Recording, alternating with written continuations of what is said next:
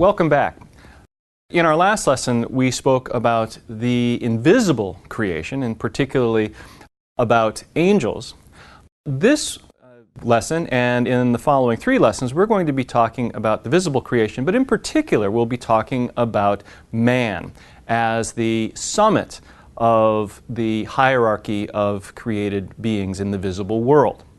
And happily, this section of the Catechism that we'll be doing in this lesson and the next 3 lessons is actually divisible into 4 parts. And so we'll be following those parts in this and the following lessons. And in fact, if you take a look at the very first paragraph assigned for today, you'll note that those 4 sections are actually listed. Paragraph 355. God created man in His own image.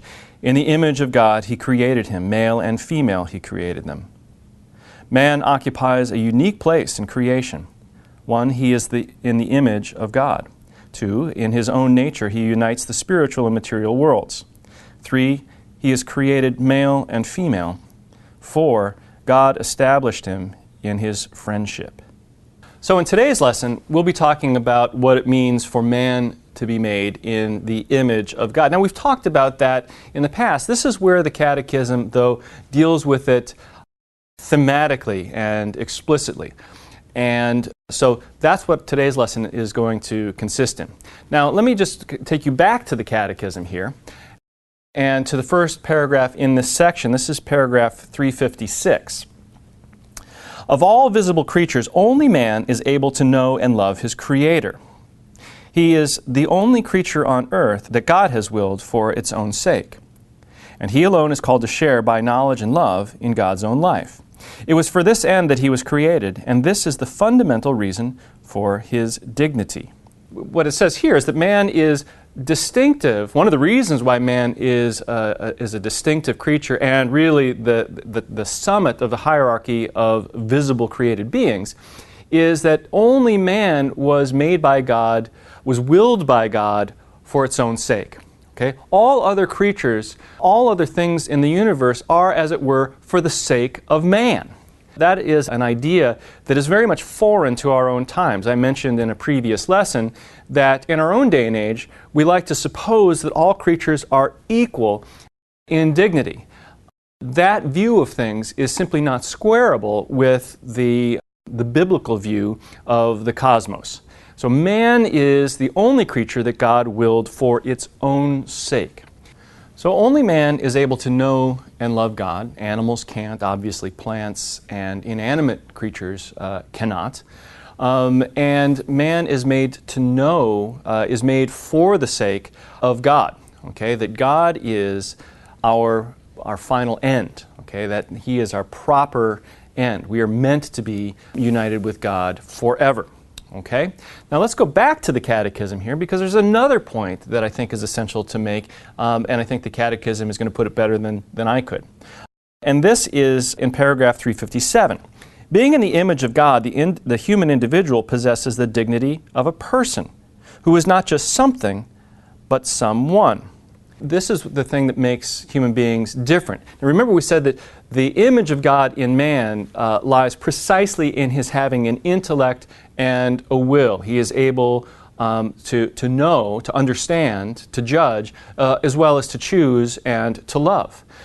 And this makes us not just some things, but some ones, that we are actually persons. While we might say that a dog has personality, I have a big German Shepherd at home and she has a certain kind of a personality, she is not at the same time a person. Why? Because she doesn't have an intellect, properly speaking, and she doesn't have a free will. She's always going to act in a way dogs are supposed to act, whereas human beings can act in a way that is contrary to their own nature. We are self-conscious. We're not just conscious in the way that a dog is conscious, but we are self-conscious. We are self-knowing. We have self-knowledge. We can love ourselves or not.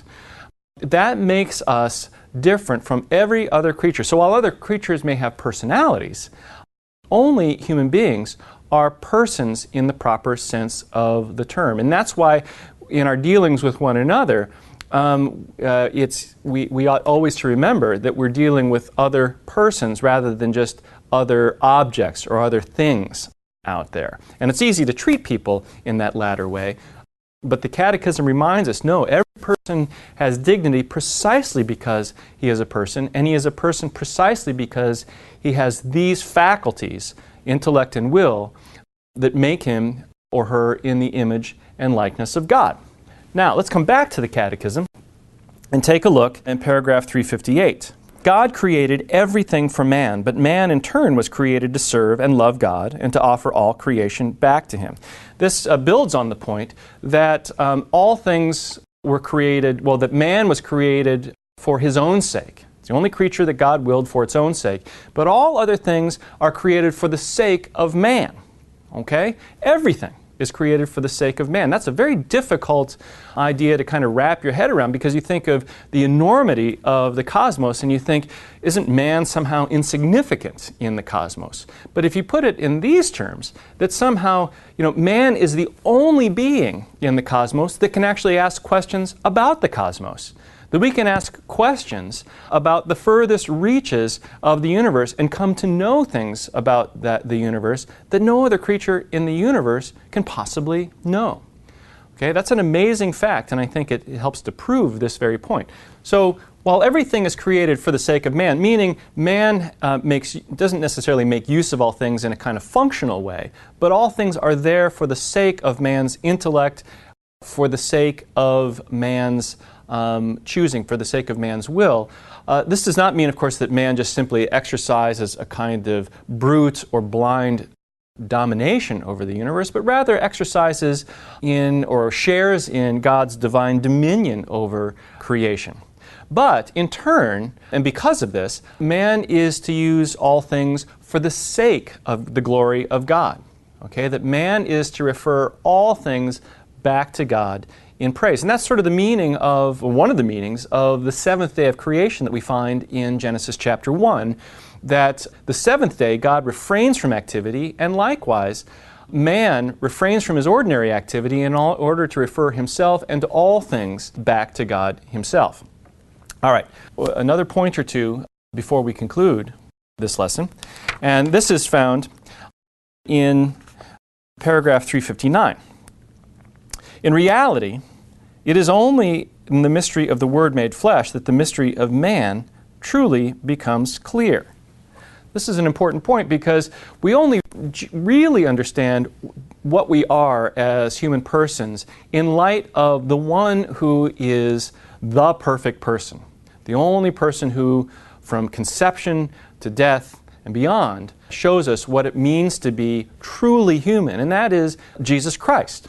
And I know sometimes people will think along these lines that, well, Christ was God, so what ways can I genuinely learn what it means to be a human person from Him? I don't raise the dead, I don't walk on water. Well, certainly those are miraculous events in the life of Christ, but we see in Christ the image because of genuine humanity, because Christ Himself is fully human. Though a divine person, there is nothing that is a part of human nature that He doesn't take up into Himself. And so we really see the dignity of the human person. We see what it means to live a genuinely human life in Jesus Christ. And so there's a way in which a Christian anthropology, and remember that's a big word, anthropology just means a kind of study or understanding of man. A Christian anthropology is the fullest sort of anthropology. It shows us exactly what it means to live a fully human life, to be fully alive.